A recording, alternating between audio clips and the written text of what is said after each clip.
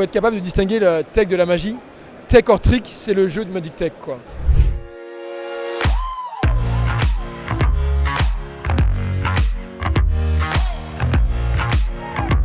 À Magic Tech, on invente, on développe et on délivre des keynotes innovants pour inspirer les humains sur le futur de la technologie. Et la genèse du projet, en fait, j'avais déjà deux appétences sur la technologie depuis toujours, magicien depuis gamin.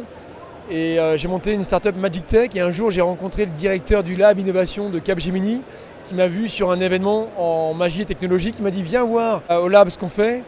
Et j'ai rencontré des robots, de la réalité mixte, des drones, des hologrammes, de l'impression 3D. Et on s'est dit, plutôt que de raconter comment la tech impacte le business ou nos modes de vie, plutôt que de le montrer, pour avoir un vrai impact, il faut le vivre.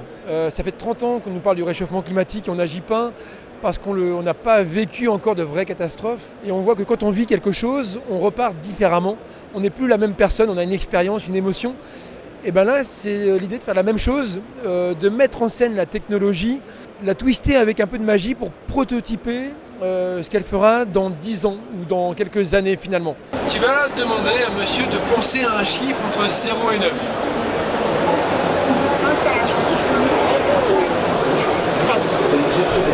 Hop, c'est parti.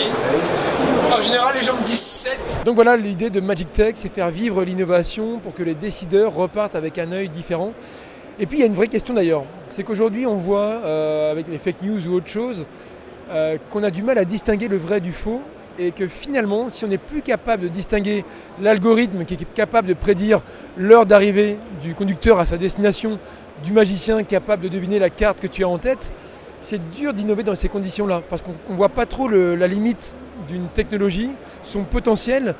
Et où commence le fantasme, les peurs qui n'ont aucune valeur finalement et qui freinent l'innovation. Lève la main gauche, tu as senti quelque chose. Baisse la main.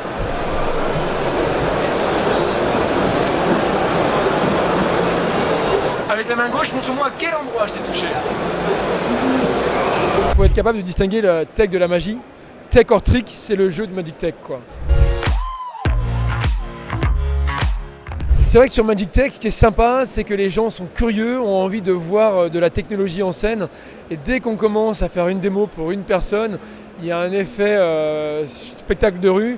On a facilement une énorme audience qui s'agglutine et qui a envie de vivre et de partager l'expérience. Et après, de venir discuter, d'échanger, de partager, d'interagir aussi avec la technologie, de voir ce qui est capable de faire un robot ou pas.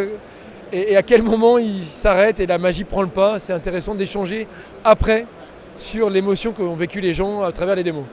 Le nom de l'artiste auquel il pense. Jazz. Ouais, on est bon, encore. Yeah. Maintenant le nom de la chanson. Campano